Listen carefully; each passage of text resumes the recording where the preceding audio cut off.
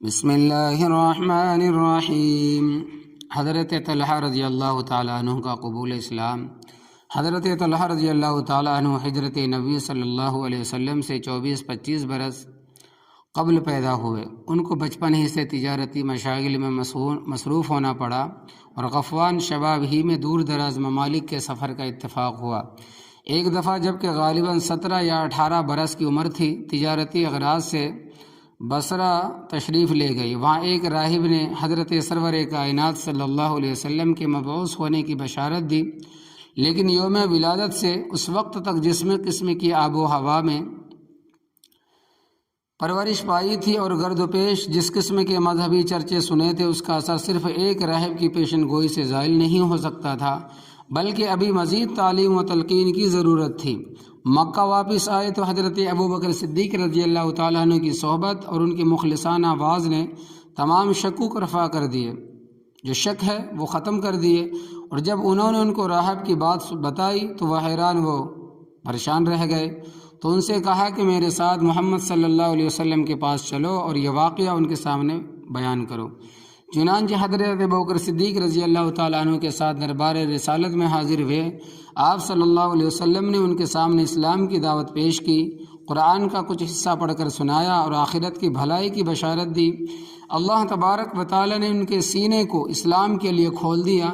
جب انہوں نے بصرہ کے راہب کا قصہ سنایا تو آپ صلی اللہ علیہ وسلم بہت خوش ہوئے، اور اس خوشی کے آثار آپ صلی اللہ علیہ وسلم کے چہرے پر نمایاں ہو گئے۔ اس کے بعد حضرت طلحہ رضی اللہ تعالی عنہ خلعت ایمان سے مشرف ہو کر واپس ہوئے۔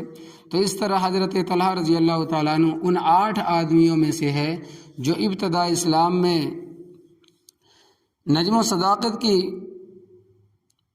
پرتو ضیاء سے ہدایت یاب ہوئے اور آخر کار خود بھی آسمان اور اسلام کے روشن ستارے بن کر چمکے۔ تو اس قریشی نوجوان کے قبول اسلام کی خبر سن کر اس کے گھر اور خاندان کے لوگ سکتے میں پڑ گئے، جیسے ان کے اوپر بجلی گر پڑی ہو۔ خصوصاً ان کی ماں کو اس واقعے سے زبردست صدمہ پہنچا اور غم سے نڈھال ہو گئی، کیونکہ انہیں یہ امید تھی کہ اپنے بلند اخلاق اور کریمانہ خصائل کی بنا پر ان کا بیٹا ایک دن اپنے قبیلے کے سردار بنے گا۔ ان کے قبیلے والوں نے انہیں اپنے دین سے پھیرنے کی بہت طری کوشش کی، مگر وہ ٹس سے مس نہ ہوئے اور ایک مضبوط پہاڑ کی طرح اسلام پر جمے رہے۔ جب وہ لوگ ان کو نرمی و محبت کے ریشمی پھندے میں پھنسانے میں ناکام ہو گئے تو سختی اور تعذیب کے اسلحوں سے لیس ہو کر ان کے اوپر ٹوٹ پڑے۔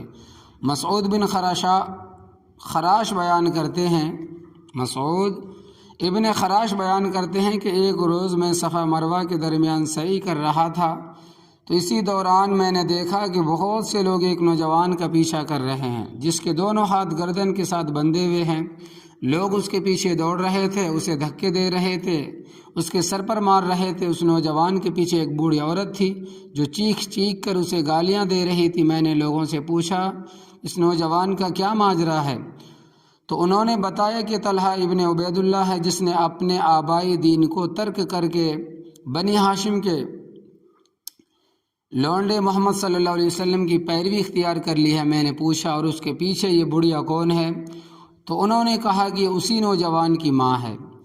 تو اسی طرح حضرت عثمان ابن عبید اللہ نے جو نہایت سخت مزاج اور حضرت طلحہ کا حقیقی بھائی تھا، ان کو اور حضرت ابوبکر صدیق رضی اللہ تعالیٰ عنہ کو ایک ہی رسی میں باندھ کر مارا کہ اس تشدد سے اپنے نئے مذہب کو ترک کر دے، لیکن توحید کا نشہ ایسا نہ تھا جو چڑھ کر اتر جاتا۔